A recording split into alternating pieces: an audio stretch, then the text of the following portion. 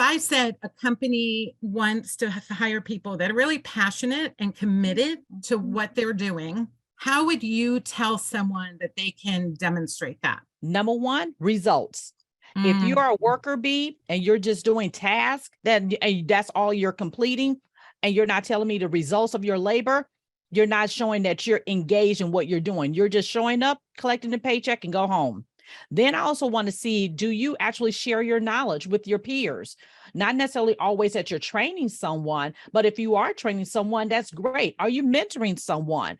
Or are you showcasing and sharing it in a meetings or what have you? Because if you learn something that helps the organization or your department, then that means you're engaged. So I want to see those things. And I talk to my clients about that. And also ask them to bring them any kind of successes that they had in the role, even if they said, you know what, I did create a new process because I identified workflow inefficiency. So I developed a process and I even did a handbook. So that means you're engaged in the work. But if you're taking your job description and just plopping it into the format of a resume, because there's a different format in a resume than writing about your career as a career story.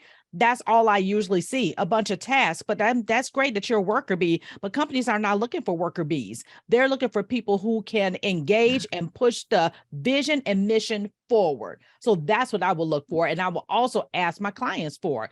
You have to go beyond the actual job description, job duties, and tell me the results of your labor. Okay, so what does that look like on a resume? So I am pulling up some of my current clients now.